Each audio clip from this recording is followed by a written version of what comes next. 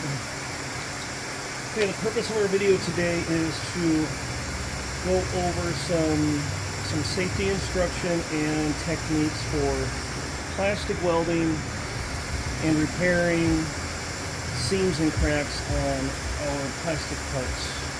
We have several different pieces. I want to go over safety first. As always, safety glasses on your eyeballs.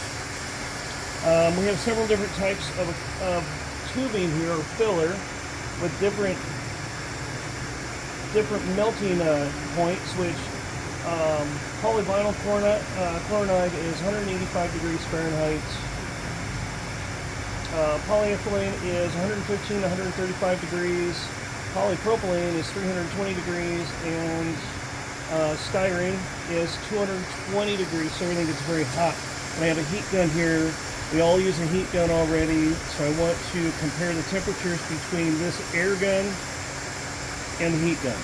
So I've got a digital thermometer here. I've already got them warmed up. It takes approximately 5 minutes to warm them up. So this heat gun is reaching about 300 degrees. So that's extremely hot. This air gun right here, this is the heat shield. This helps protect the user. This tip here gets extremely hot. Right now I'm seeing it's topping out at about 250 degrees. So not quite as hot as a heat gun, still just as dangerous. So we have a stand. Anytime you're not using this heat gun, it's got to go in the stand. Don't lay it down somewhere. Don't forget about it. Right here, you got your power button and heat control. To turn this thing off, you have to turn the heat control all the way down. That's its coolest setting that will allow it to cool down. You have to let this run for about 10 minutes to cool, or it can cause the heating element to prematurely fail by just being shut off. Same goes for a heat gun. Heat gun's got to be turned down to cool, run for approximately 5 to 10 minutes to cool before just shutting it off. I have ran some tests on the different filler material we have based on what we have in our factory, and some of these are absolutely not compatible.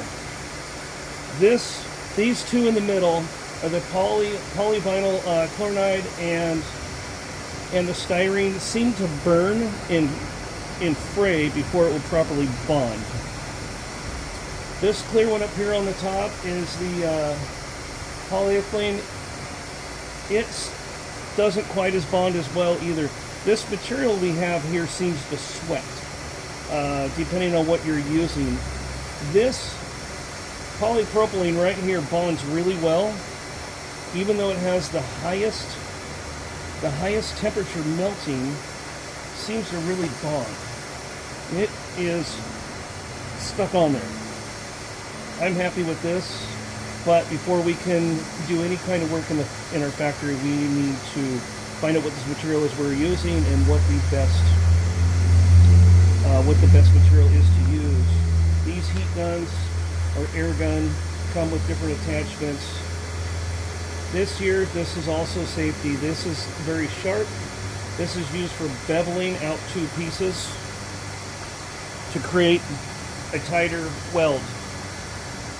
You just drag it through here, through the crack. It kind of removes a little bit of excess material, allowing you to weld. This is a burr not provided, but you can also use a burr on a drill to carefully drill that out. This attachment is for tacking. This is not going to work on what we have. We would need a different one. Tacking is a technique used to pre-weld these two pieces together to increase bondage. This attachment here, a rod would go in here and attach to the end of the gun and come out. This is used for longer continuous welds or repairs. We also have a brush. It's important to remove any foreign objects or debris prior to welding or bonding, whichever you want to call it. So that's safety. You got to be very, very safe. This is hot.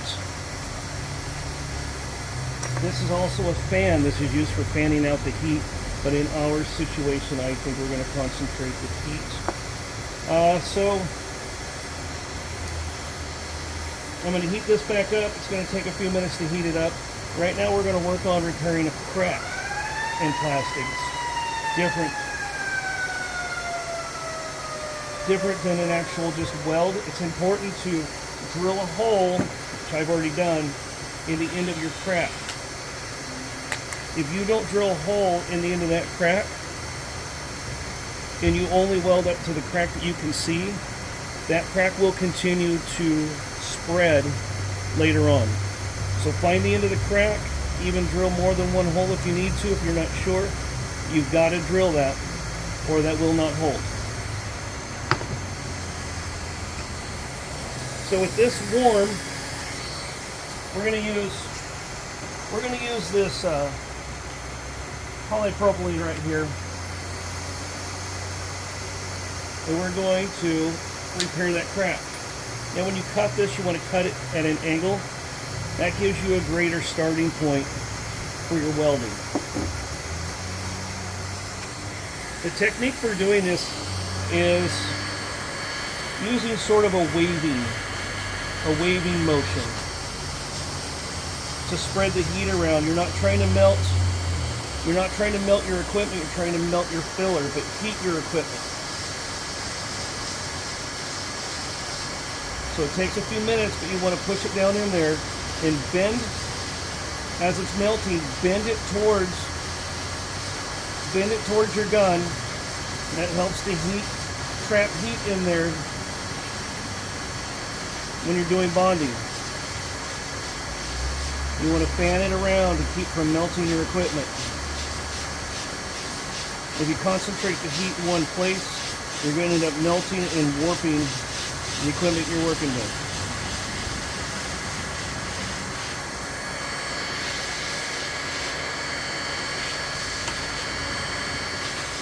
And right there, it will repair your weld. Now don't touch that, it's going to be hot for some time. You need to let it cool.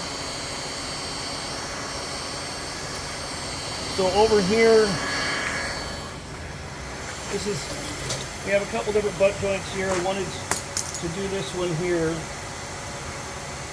to show just a larger weld. I clamp these down to make it easier. You don't like to move it around. Okay. Always put your heat gun back in the holder when you're doing something.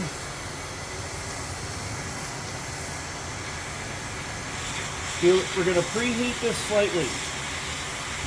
Preheating it helps it to bond together.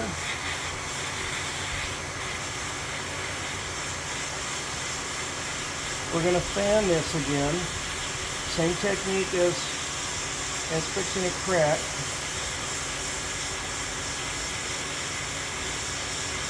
Fanning it around, concentrating most of your heat on your filler.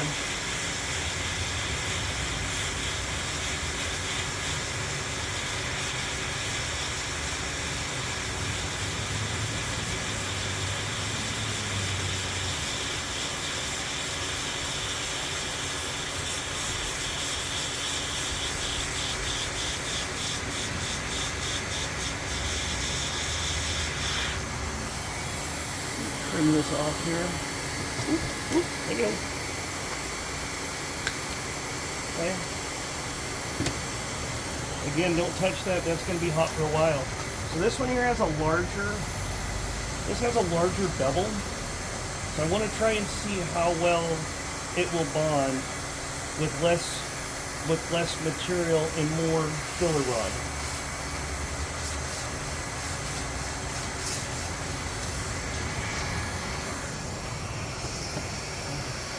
I want to cut this at an angle.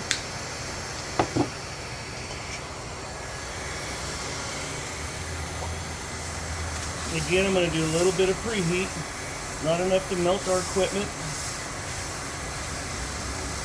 Put the filler rod down in there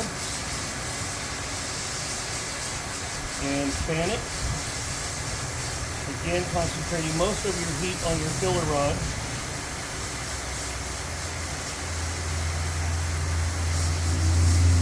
Pushing downwards towards the heat.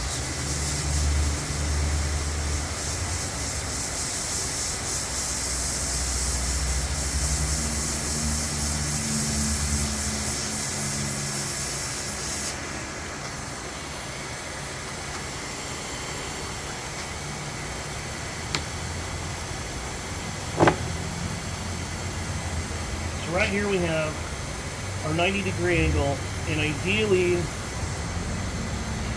the way to do it would be to tack it together. We don't have that attachment, so I'm going to go ahead and preheat.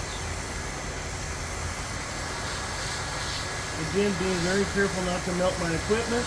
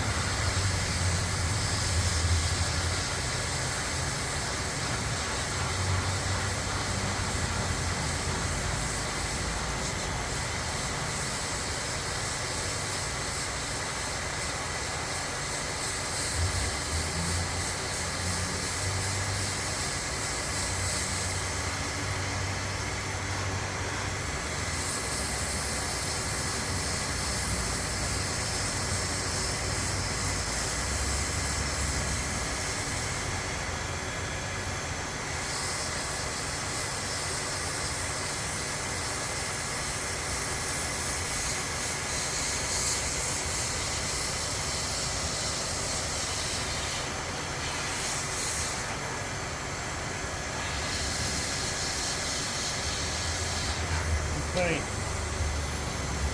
Now I'm going to turn this all the way down, place the holder, and let it cool while I let these cool down, and we will test the strength.